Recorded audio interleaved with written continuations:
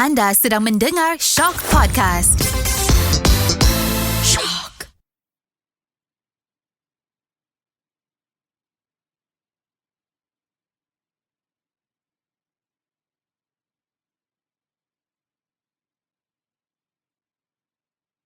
Podcast ini adalah berdasarkan kisah-kisah benar.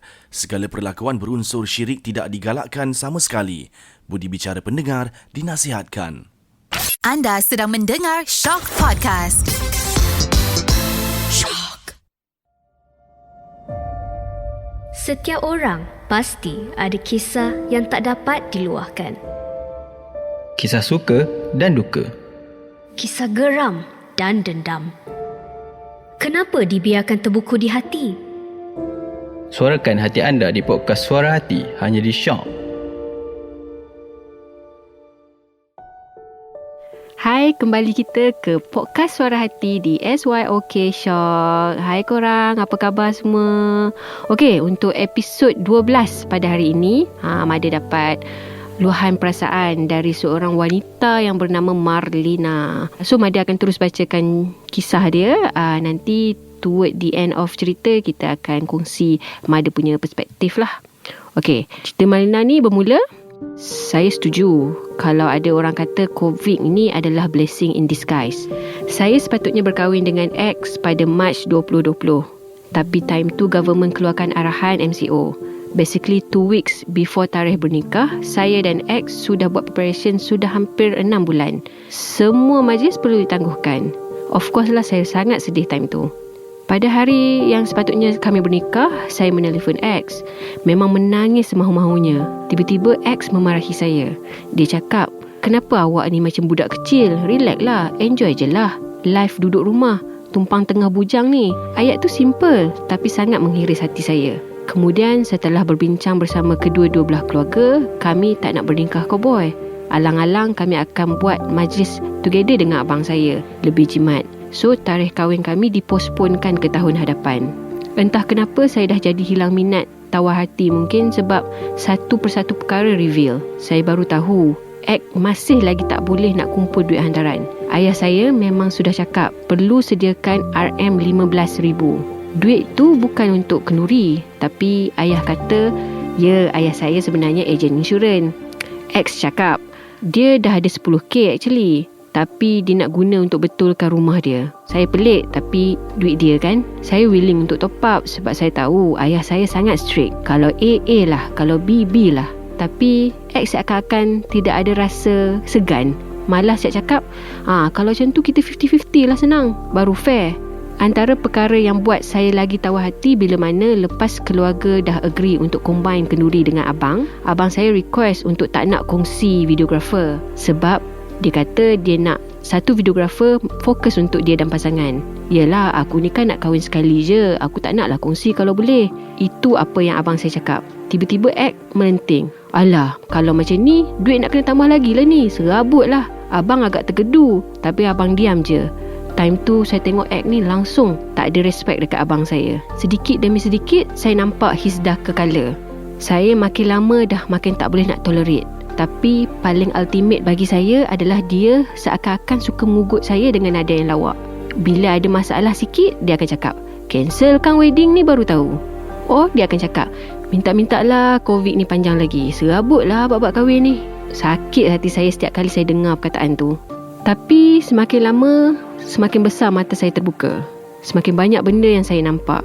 Rupanya yang beria nak kahwin sangat adalah saya. Bila saya tengok abang dan kakak ipar saya rasa diorang handle situasi memang sangat berbeza dengan saya. Semua saya akan buat sendiri. Sampai nak cari fotografer, nak cari baju, semua saya buat sorang-sorang. Pelik kan? Tapi ya, saya baru nampak. Kemudian saya decide untuk berterus terang dengan ibu dan ayah. Rupanya ayah dah nampak sikap sambil lewa X. Antara sebab kenapa ayah bertegas juga nak duit hantaran RM15,000 sebab ayah saya nak tengok Ek berusaha atau tidak. Dan ayah cakap, orang lelaki ni kalau betul-betul dia dah bersedia and betul-betul dia sayang awak, dia akan cuba macam mana sekalipun, tungging terbalik sekalipun, dia akan cuba juga cari duit tu. Itulah Itulah yang saya cakapkan, blessing in disguise. Saya hampir berkahwin dengan lelaki yang masih belum bersedia untuk jadi ketua keluarga dan masih lagi belum bersedia untuk jadi seorang suami. Saya buta kerana cinta dan cita-cita saya sendiri. Okey, itulah daripada Marlina. Sebenarnya kan kita bercakap tentang COVID ni kan, memang banyak tau perkara-perkara yang kita tak boleh nak buat disebabkan kekangan during COVID tu. And banyak orang sampai depression kan, sampai macam hilang kerja, yang sampai mengganggu hubungan rumah tangga. Memang orang kata apa, neraka COVID tu kita nampak. Tapi bila kita tengok cerita ni, betul lah dia cakap, kadang-kadang ada benda ni dia macam blessing in disguise, which is I agree tau. Kadang-kadang hard time tu menguji kita untuk kita nampak. And sangat bagus dia realise sebelum dia decide untuk bersatu hidup dengan ex ni. Cuba bayangkan, belum apa-apa lagi, ex ni sebenarnya dah tunjuk dah beberapa red flag. Macam perkara kahwin ni dia anggap benda sambil lewa. To be honest, yelah, Mada tak kenal ex ni macam mana. Mungkin dia ni memang jenis chill, laid back gila kan. Tapi paling Mada tak suka sekali yang dia cakap kata joke tu lah. Cancel lah kahwin ni, macam tu kan. Macam kau ingat apa, kahwin main-main ke kan, main cancel-cancel apa semua. Ni bukan reservation makan dekat hotel 5 bintang. Ini for life punya reservation ni kan. Tapi kau boleh jawab macam tu. Of course, it's a good thing that Marlina ni realise lah. And satu lagi yang Mada nampak tips daripada ayah dia tu kan, yang letak hantaran mahal kan. Kadang-kadang kita selalu tahu cakap, ni nak jual anak ke letak sampai RM15,000, RM20,000, RM30,000 nak jual anak ke. Kita tak tahu apa dalam minda mak bapak kita tau. So bila benda ni terjadi, mak ayah dia dah reveal sebenarnya ayah dia bukannya nak sangat duit tu kan, bukan nak sangat duit tu, tapi just nak tengok macam mana lelaki tu put effort. Orang lelaki yang nak jaga anak dia nanti, dia nak tengok macam mana lelaki tu put effort untuk jaga anak dia. Mungkin dia dah nampak dah sekali lalu, oh mamat ni sebenarnya tak payah jaga anak aku, tapi dah sebab anak aku sayang, dah anak aku in love kan. So maybe itu cara dia untuk macam, okay, marriage is real, so you have to make it work, do something about it. Tu komen dari cerita, based on cerita Marlina lah. Tapi apa Mada nak pesan lah kepada adik-adik Mada lah yang nak berkahwin nanti, Mada memang selalu ingatkan diorang, duit ni memang tak penting. Tak ada duit memang tak mati. Tapi kalau tiba-tiba kau memang langsung tak ada duit, memang rasa macam nak mati. Itu hakikat dia. So bagi Mada, bila you boleh clear about financial issue ni, kalau boleh clearkan awal-awal before you get married. Sebab apa? Sebab semua benda akan kena pakai duit. As simple as nak hantar anak pergi sekolah pun nak kena pakai duit. As simple as nak masuk berak dekat mana-mana shopping mall pun kau kena bayar sekarang ni kan. So the thing is, kalau kita tak be clear about that before kita get married, kita akan terperangkap lah dalam gelombang hutang ke kan, dalam masalah-masalah financial yang memang peratus dalam Malaysia ni dah cakap dah. Kebanyakannya pasangan-pasangan muda ni bercerai sebab masalah financial. Itu kita tak boleh deny, memang ada data tu.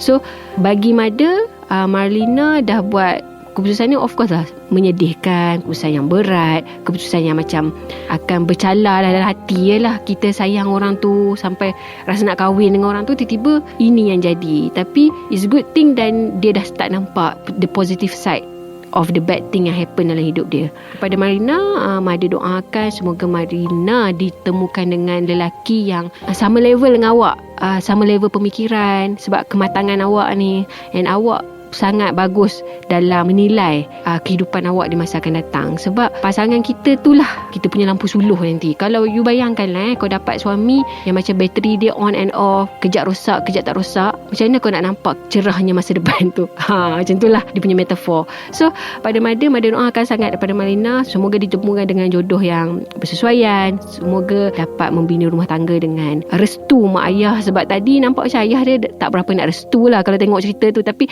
yelah, dah anak sayang kan, takkanlah ayah no kita bukan nak drama sangat. Tapi kalau boleh be open lah dengan your parent, tanya je lah mak ayah tu okey ke, nampak dia ni okey ke. Tak salah pun tanya pendapat mak dan ayah kan. Kadang-kadang mak dan ayah ni ada nampak benda yang kita tak nampak, sebab dia orang lebih makan lebih banyak garam daripada kita. And sikap tak respect dia ex tu kepada abang dia pun memang tu salah satu contoh-contoh red flag yang kita tak boleh terima tau. Sebab orang yang layan ahli keluarga kita lebih-lebih kurang pun, benda tu dah boleh tunjuk dah macam mana dia layan orang yang tak penting lah hidup dia. Lagilah macam, in other words, Mada boleh cakap lagilah macam sampah. Abang kita pun dia layan lebih-lebih kurang macam tu. Bayangkan kalau orang-orang yang tak ada bloodline dengan dia, kan.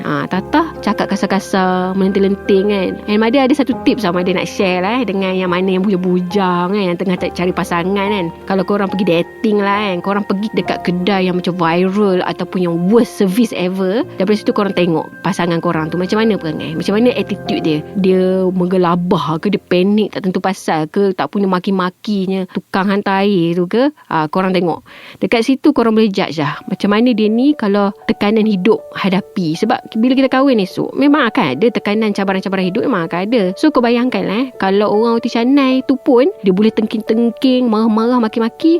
Kau bayangkan lah kalau kau kahwin dengan dia, kau ada buat salah. Takkanlah dia nak macam, tak apa sayang darling, it's okay. Mungkin ada, tapi sebenarnya tak. Kalau dia dengan orang biasa-biasa pun dia tengking, dengan kau dah kahwin esok, lagi 10 kali ganda dia tengking. So ambil tips ni, pergi dating kat tempat yang servis yang teruk-teruk yang dapat rating 1 star kan, kau pergi situ. Okay, I think that's all. Thank you Marina sebab kongsikan cerita Marina dengan kita orang. And Mada pun berdoa jugalah kat sini. Mada memang takut lah dengan COVID ni, mata-mata lah kan. Macam everywhere sekarang ni macam-macam variant dah macam-macam. Sampai dah tak tahu apa dah jadi dah. COVID mana satu pun aku dah tak tahu dah. Tapi Mada doakan semoga tanah air kita yang Malaysia ni dijauhkan lah dari wave baru COVID ke apa. Okay, and terima kasih lagi Marina. Kepada korang yang ingin menceritakan luahan hati dan perasaan, jangan lupa sharekan cerita korang di pm.shock. Dan korang nampak apa image yang podcast Suara Hati tu, boleh send dekat situ. Okay, alright, thank you korang. Thank you for listening. Jumpa di episod akan datang.